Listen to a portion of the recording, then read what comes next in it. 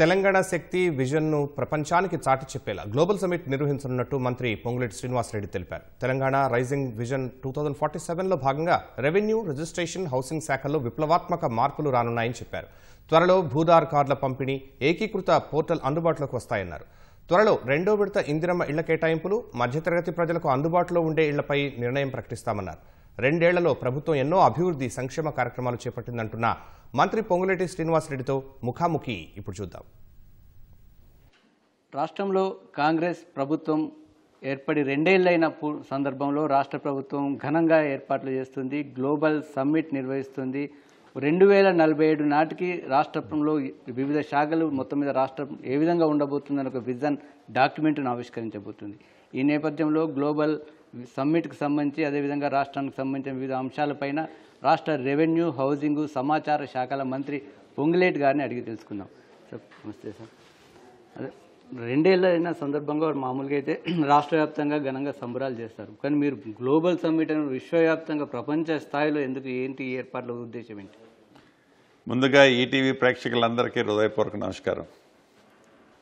ప్రజలందరి దీవెనలతో తెలంగాణ రాష్ట్ర ప్రభుత్వంగా గౌరవ ముఖ్యమంత్రి రేవంత్ రెడ్డి గారి నాయకత్వంలో ఈ ప్రభుత్వం అధికారంలోకి వచ్చి 2 సంవత్సరాలు పూర్తయింది.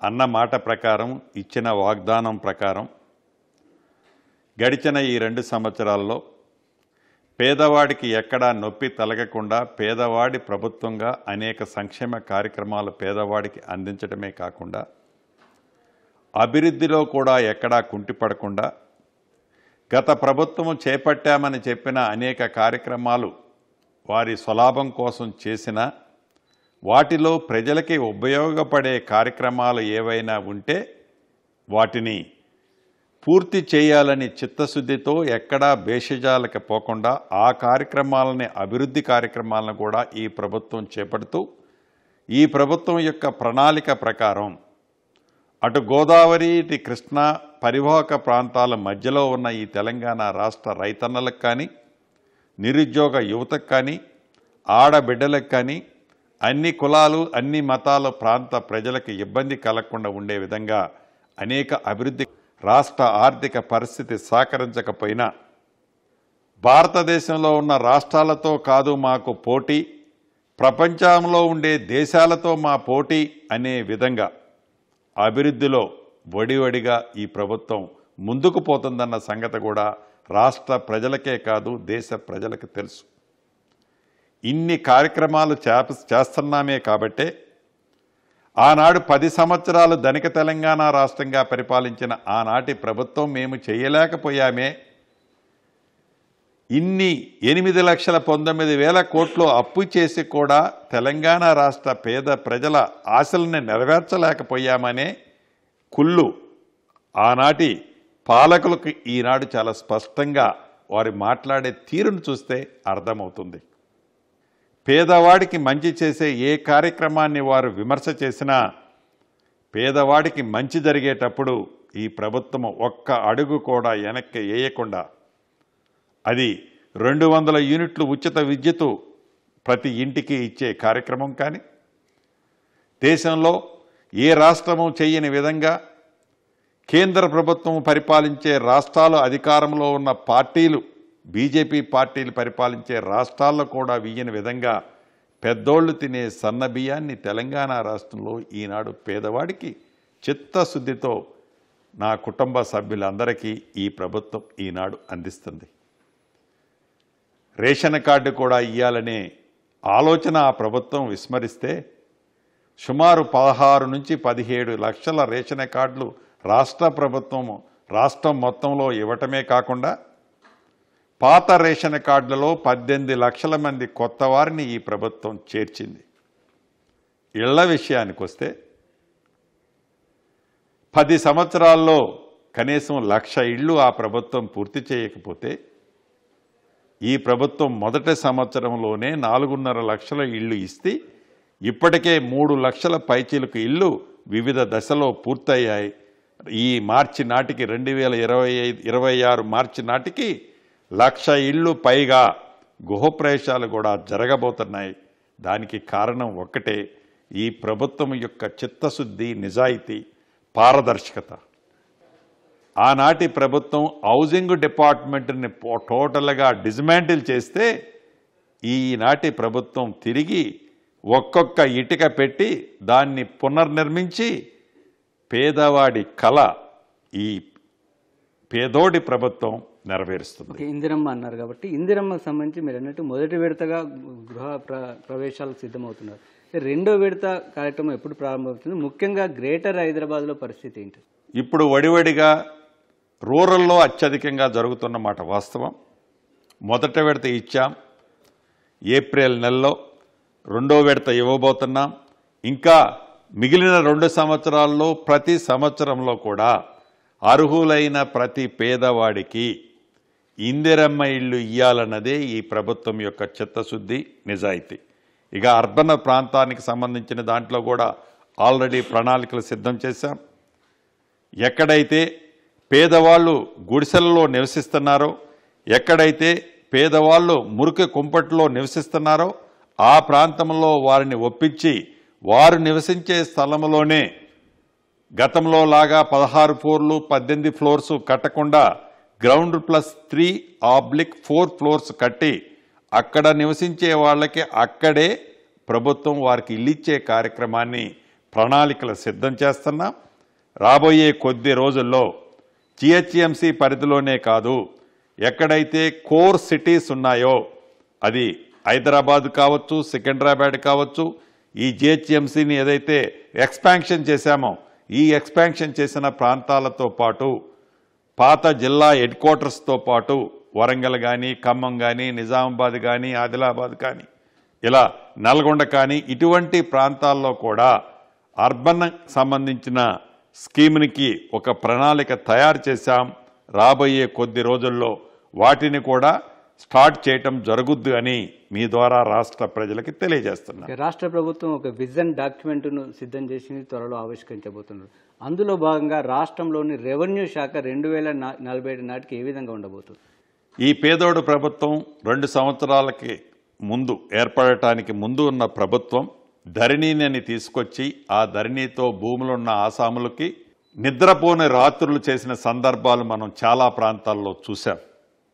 అటువంటిది ఉండొద్దని దేశవ్యాప్తంగా అనేక రాష్ట్రాల్లోని రెవెన్యూ వ్యవస్థల్ని, చట్టాలని క్షుణ్ణంగా పరిశీలించి వాటన్నిటినీ వాటినన్నిటినీ క్రోడీకరించి ప్రజలు నచ్చే మెచ్చే చట్టం, ప్రజల అభిప్రాయాలను సేకరించి భూభారతి అనే చట్టాన్ని తీసుకురావటమే కాకుండా ఆ చట్టానికి నియమ నిబంధనల్ని 90 రోజుల్లో ఏర్పాటు చేసుకొని ఆ చట్టంలో అనేక మంచి అంశాలను చేర్చి వాటన్నిటినీ పేదవాడికి ఇచ్చే కార్యక్రమంలో భాగంగా ఇబ్బంది కలగొద్దని ఆ కార్యక్రమానికి శ్రీకారం చుట్టి ఈనాడు రాష్ట్ర వ్యాప్తంగా ఆ కార్యక్రమాన్ని కూడా భూభారతి చట్టాన్ని ఇంప్లిమెంటేషన్ చేస్తున్నాం.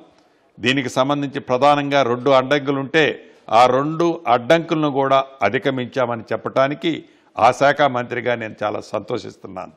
మొదటిది సర్వేకి సంబంధించిన దాంట్లో గ్రామీణ ప్రాంతంలో గట్టు పంచాయతీలు భూమి ఎక్కువ ఉండి రికార్డు తక్కువ ఉండి, రికార్డు ఎక్కువ ఉండి భూమి తక్కువ ఉండి, ఇలా అనేక సమస్యలతో గ్రామీణ ప్రాంతంలో ప్రజలు అనేక ఇబ్బందులు పడుతున్నారని గమనించి పైలట్గా రాష్ట్రంలో 5 దిక్కుల్లో 5 రెవెన్యూ గ్రామాలని సర్వే చేసి వాటికి ప్రతి మనిషికి ఆధార్ ఎలా ఉందో ప్రతి సర్వే నెంబర్కి భూధారిస్తామని చెప్పిన చట్టంలో పెట్టిన అంశం ప్రకారం ఈ లోకల్ బాడీ ఎలక్షన్లు అయిన తర్వాత పైలట్గా 5 గ్రామాల్లో ఇస్తున్నాం. రాబోయే 12 నుంచి 14 నెలల లోపు ఈ సర్వేర్ల ద్వారా కొత్తగా ఏర్పాటు చేసిన లైసెన్స్డ్ సర్వేర్లు 2 నెలల క్రితం 3500 మందిని నియమించాం. ఈ డిసెంబర్ చివరిలోపు మరొక 2500 మందిని నియమిస్తున్నాం. రమారమి ఈ 6000 మంది ప్రతి మండలానికి 4 నుంచి 6 చొప్పున వీరినిచ్చి వీరికి లేటెస్ట్ టెక్నాలజీతో కూడుకొని ఉన్న ఎక్విప్మెంట్ని కూడా రోవర్స్ని కూడా పర్చేజ్ మొదట విడత చేశాం. వీటి ద్వారా భూములకు సంబంధించిన సర్వేని శాశ్వతంగా పరిష్కరించేది కూడా ఈ గ్లోబల్ సమ్మిట్లో ప్రదర్శించబోతున్నాం. ఓకే, అంటే 2047 నాటికంటే దేశానికి స్వాతంత్రం వచ్చి 100 ఏళ్ళు అవుతుంది. అప్పటికి మన గృహ నిర్మాణ శాఖ ఏ విధంగా ఉండబోతుంది? ఇంకా పేదలకు ఇల్లు నిర్మించే ఆ స్థాయిలోనే ఉంటుందా? హౌసింగ్ శాఖ ఒక విస్తరణ ఎలా? ఎస్, మొదటి విడత రాష్ట్ర వ్యాప్తంగా 4.5 లక్షలు ఇందాక చెప్పినట్లు ఇచ్చి ఇంకా రాబోయే 3 సంవత్సరాల్లో విడతల వారీగా అర్హులైన ప్రతి పేదవాడికి ఇళ్ళు అనే కళ, ఒక భరోసా, ఒక భద్రతని ఈ ఇందిరమ్మ ప్రభుత్వంలో ఇయ్యబోతున్నాం, ఇస్తాం.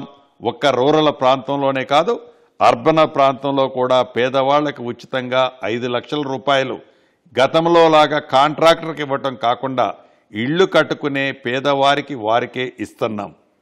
అర్బన్ ప్రాంతంలో కూడా ఇటువంటి కార్యక్రమాన్ని చేయటంతో పాటు అఫోర్డబుల్ హౌసింగ్ స్కీమ్ని ఏదైతే మధ్యతరగతి కుటుంబాలకు ఒక భరోసా భద్రత కల్పించడం కోసం ఆ స్కీమ్ను కూడా గతంలో కాంగ్రెస్ ప్రభుత్వం ఉన్నప్పుడు ఎలా అయితే చేసిందో ఈ ఓఆర్ఆర్కి 360 డిగ్రీస్లో అటువంటి స్కీమ్ను కూడా రాబోయే కొద్ది నెలల్లో లాంచ్ చేస్తున్నామని చెప్పడానికి సంతోషిస్తున్నాను.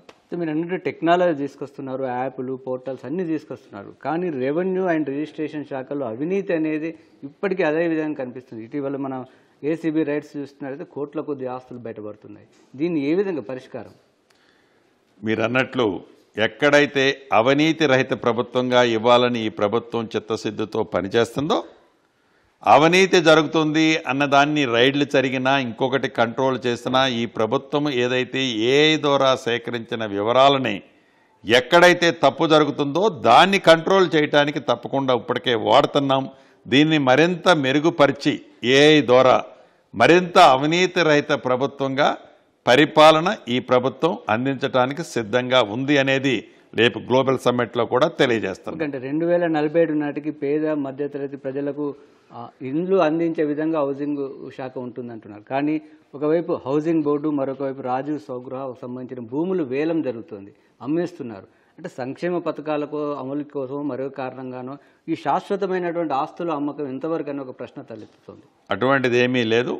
ఏదైతే అసంపూర్తిగా ఆనాడు కట్టిన పెద్ద పెద్ద దివంగత నేత రాజశేఖర రెడ్డి గారి టైంలో కట్టిన టవర్స్ కానీ ఇళ్ళు కానీ ఇతరత్ర వాటన్నిటినీ స్ట్రీమ్ లైన్ చేయటం కోసం ఆ ఇన్ఫ్రాస్ట్రక్చర్ అంతా డ్యామేజ్ జరగకుండా ఉండటం, ఆ వచ్చిన నిధులతో ఈ పేదవాళ్ళకి అవి మొత్తం కలిపితే ఇప్పటివరకు వచ్చింది ఒక 1000 కోట్లు కూడా లేవు. అయినా కూడా అది దుర్వినియోగం కావద్దు, అది పాడవపోవద్దు అనే ఆలోచనే ఈ ప్రభుత్వం యొక్క ఆలోచన. అదేవిధంగా దానికి తగ్గ ఎసెట్స్ కూడా అన్యాక్రాంతం కాకుండా నాకు తెలిసి సుమారు ఒక 1000 ఎకరాలకి ఈ హౌసింగ్ బోర్డు దగ్గర ఇప్పటికే కాంపౌండ్ వాల్స్ అన్ని ప్రాంతాల్లో పెట్టించాం. మరిన్ని సైట్స్లో కూడా ఈ రకంగా అన్యాక్రాంతం కాకుండా, కబ్జాలకి గురి కాకుండా దాన్ని మరింత ప్రొటెక్ట్ చేయబోతున్నాం. ఓకే, అంటే ఆదాయ వనరుల సమీకరణకు ఏర్పడిన సబ్ కమిటీలో మీరు కూడా సభ్యులు. ఆ సబ్ కమిటీ తీసుకున్న నిర్ణయాల్లో కూడా హిల్ట్ మీద బీఆర్ఎస్, బీజేపీ తీవ్ర విమర్శలు చేస్తున్నాయి. కొంతమంది వ్యక్తిగత ప్రయోజనాల కోసమే ఈ ఉద్దేశం అనే ఒక ఆరోపణ వస్తుంది. దానిపైన అసలు ఏంటి? నేను దాంట్లో సభ్యుడిని కాదు. అయినా కూడా ఏదైతే క్యాబినెట్ సబ్ కమిటీ ఇచ్చిన రికమెండేషన్ని క్యాబినెట్ ఆమోదించడం జరిగింది. ఏదైతే జిహెచ్ఎంసీ పరిధి అంటే ఓఆర్ఆర్కి ఇన్నర్ సైడ్లో ఉన్న పారిశ్రామిక ఓడలు కానీ ఇండస్ట్రీస్ని కానీ వీటిని ఓఆర్ఆర్కి బయటికి తీసుకెళ్లాలని గత సంవత్సరం 10 సంవత్సరాలు పరిపాలించిన గత పాలకులు తీసుకున్న నిర్ణయమే, అది ఈ ప్రభుత్వం తీసుకున్న నిర్ణయం కాదు. మంచిది, దాన్ని మేమేమి మంచి ఉంటే మంచి అనేక సందర్భాల్లో చెప్పాం. ఇది కూడా మంచి కార్యక్రమమే. ఎందుకంటే మరొక ఢిల్లీ కావద్దని, మరొక పొల్యూషన్ ఎక్కువగా ఉన్న సిటీ కావద్దని ఒక మంచి ఆలోచనతో చేశారు, సంతోషం.